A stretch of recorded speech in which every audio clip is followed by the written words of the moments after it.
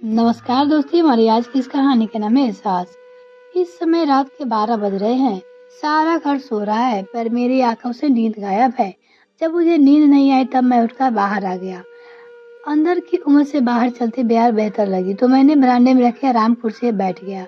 वहाँ जब मैंने आंखें मूंद ली तो मेरे मन के घोड़े बेलगाम दौड़ने लगे। सच ही तो कह रही थी रीमा।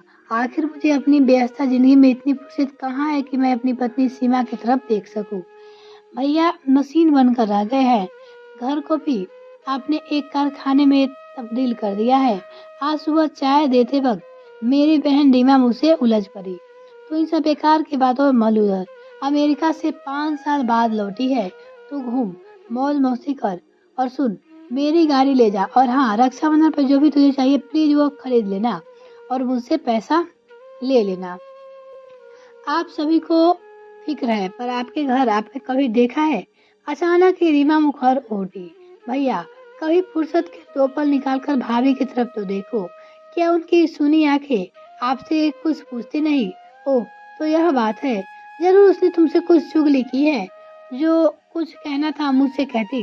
तुम्हें क्या मोहरा बनाया है? ना भैया, ऐसा ना कहो। रीमा का दर्द भरा स्वर उभरा। बस उसका नित्य चेहरा और सूनी आंखें देखकर ही मुझे उनके दर्द का एहसास हुआ। उन्होंने मुझसे कुछ नहीं कहा। फिर वह मुझसे पूछने लगी बड़े मनोयोग से, तिनका तिनका जोड़कर अपनी गृहस्थी को सजाती और सवारती भाभी के प्रति क्या आपने कभी कोई उत्साह दिखाया? आपको याद होगा जब भाभी शादी करके इस परिवार में आई थी तो हंसना खिलखिलाना हाल बाजी सभी कुछ उनके स्वभाव पे कूट कूट कर रहा था। लेकिन आप इसके स्वभाव से सब कुछ तबला चला गया। भैया, आप अपनी भावनाओं को प्रदर्शन में इतने अनुमान क्यों हो? जबकि यह तो भाभी का हक है। हक उसे हक देने में कभी कोई कोताही नहीं बरती। मैं उस समय अपना आपा खो बैठा था। क्या कमी है सीमा को? नौकर चाकर, बड़ा घर, ऐशो आराम की सभी सामान, क्या कुछ नहीं उसके पास? फिर भी यह अपने मन की भावनाओं का प्रदर्शन शायद आपको सताई लगता है, लेकिन भैया, प्रेम की अभिव्यक्ति एक औरत के लिए जरूरी है। पर रीमा, क्या तुम यह चाहती हो कि मैं सारा काम छोड़कर सीमा के पल्लू से बन जाऊं? अब मैं कोई दिल फेंक आशिक नहीं हूँ, बल्कि ऐसा प्रोड़ जिससे एक सिर्फ समझदारी की अपेक्षा की जा सकती है। पर भैया, मैं ये थोड़ी ना कह रही हूँ कि आप अपना सारा काम धाम छोड़कर बैठ जाओ, बल्कि मेरा तो सिर्फ यह कहना है कि आप अपने बिजी शेड्यूल में से थोड़ा सा वक्त भाभी के लिए भी निकालो। भाभी को आपका पूरा नहीं बल्कि थोड़ा सा समय चाहिए। जब आप उनकी सुनी और कुछ अपनी कहे सराहना प्रशंसा ऐसे टॉनिक है जिससे शादीशुदा जीवन सफलता फलता फूलता है। आप सिर्फ छोटी छोटी खुशियाँ को समेट लो जो अनायास के आपकी मुट्ठी से फिसलती जा रही है। कभी शांत मन से उनका दिल पढ़कर तो देखो। आपको वहाँ झील सी गहराई तो मिलेगी, लेकिन चंचल नदी सा आलाहना निर्वात मिलेगा। अचानक ही वो मेरे नजदीक आ गई। उसने चुपके से कल की पिक्चर के 2 टिकट मुझे पकड़ा दी। फिर भरे मन से बोली, भैया, इससे पहले कि भाभी डिप्रेशन में चली जाए, संभाल लो उन्हें। रीमा बोली, पर रीमा, मुझे तो ऐसा कभी नहीं लगा कि वो इतनी खीन है, इतनी परेशान है। मैं अभी भी रीमा की बात मानने को तैयार नहीं था। भैया, ऊपरी के तौर तो भाभी समान ही रखती है, लेकिन आपको उनका सूना मन पढ़ना होगा। आप जिस सुख और वैभव की बात कर रहे हो ना, उसका लेस मात्र ही लोभ नहीं है। भाभी को एक बार उनकी अलमारी खोल कर देखो तो आपको पता चलेगा कि आपके दिए हुए सारे महंगे उपहार जेब के त्यों पड़े हैं और कुछ उपहारों की तो पैकिंग भी नहीं खुली है। उन्होंने आपके लिए क्या नहीं किया। आपको और आपके बेटे अनुज और नमित को शिखर तक पहुंचाने में उनका योगदान कम नहीं था। माँ बाबूजी के मेरे प्रति उनका अपने कर्तव्य बिना शिकायत पूरा किया और आप अपने कर्तव्य से विविध क्यों हो रहे हो?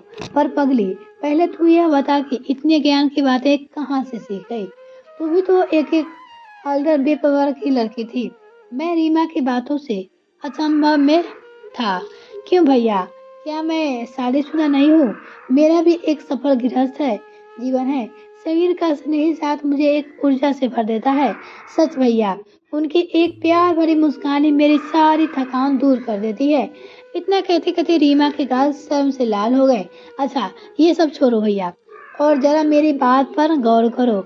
अगर आप कदम ही उनकी तरफ बढ़ाओगे, वो तो 10 कदम बढ़कर आपके पास आ जाएगी। अच्छा मेरी माँ, अब बस भी करो, मुझे ऑफिस जाने दो, लेट हो रहा है। इतना कहकर मैं तेजी से बाहर निकल गया था। वैसे तो मैं सारा दिन ऑफिस में काम करता रहा, पर मेरा मन रीमा की बातों में ही उलझा रहा। फिर घर लौटने यही सोचते सोचते कब मेरी आंखें लगी मुझे पता ही नहीं चला। मैं उसी आराम कुर्सी पर सिर टिकाए टिकाए वहीं पे सो गया।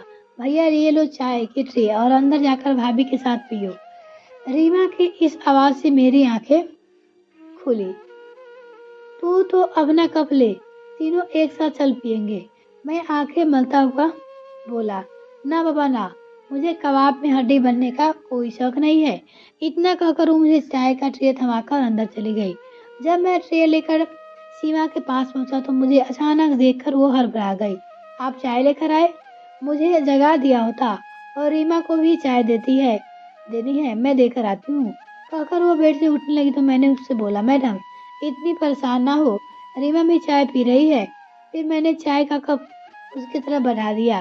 चाय पीते वक्त जब मैंने सीमा की तरफ देखा तो पाया कि सीमा रीमा सही कह रही थी। हर समय हंसते रहने वाली सीमा के चेहरे पे एक अजीब सी उदासी थी, जिसे मैंने आज तक या फिर देख ही नहीं पाया था। आज उसकी अनदेखी करता आया था। जितनी देर में हमने चाय खत्म की उतनी देर तक सीमा चुप रही थी। अच्छा भाई, अब आप दोनों जल्दीबाजी नहा धोकर तैयार हो जाओ, नहीं तो आप लोगों की मूवी मिस हो जाएगी। रीमा आकर हमारे खाली कप उठाते हुए बोली, लेकिन रीमा तुम तो बिल्कुल अकेली रह जाओगी, तुम भी चलो ना हमारे साथ। मैं उनसे बोला, ना बाबा ना, मैं आप लोगों के साथ बिल्कुल भी नहीं चल सकती, क्योंकि मेरा तो अपने कॉलेज की सहेलियों के साथ सारा दिन मौज मस्ती करने का प्रोग्राम है। और हाँ, शायद डिनर भी बाहर ही हो जाए। फिर रीमा और हम दोनों तैयार हो गए। रीमा को हमने उसकी सहेली के यहाँ ड्रॉप कर दिया। फिर हम लोग पिक्चर हॉल की तरफ पिक्चर देखने बढ़ गए। कुछ तो बोलो, क्यों इतनी चुप हो? मैंने कार ड्राइव करते समय सीमा से कहा, पर फिर भी वो चुप रही। मैंने सड़क किनारे अपनी कार रोक दी और उसका सिर पर अपने कंधे टिका दिया। मेरे प्यार की उस पाते ही सीमा फूट फूट कर रो पड़ी, और थोड़ी देर रोने के बाद जब उसके मन का आवर शांत हुआ तब मैंने अपनी कार पिक्चर हॉल की तरफ बढ़ा दी। मूवी वाकई बढ़िया था और सीमा की पसंद की थी। थोड़ी देर बाद उसे महसूस हुआ कि सही है, लेकिन रीमा सही है। तब उसने खुद को संभाला और प्यार से रीमा को धन्यवाद किया। ये वीडियो आपको कैसी लगी कमेंट सेक्शन में जरूर लिखिएगा। अगर आपने अभी तक चैनल सब्सक्राइब नहीं किया तो प्लीज़ सब्सक्राइब कीजिए तथा साथ में बेल आइकन प्रेस करें ताकि मेरे और वीडियो का नोटिफिकेशन सबसे पहले आपको मिल सके। आप किस तरह की कहानी देखना चाहते हैं आप मुझे कमेंट सेक्शन में बता सकते हैं।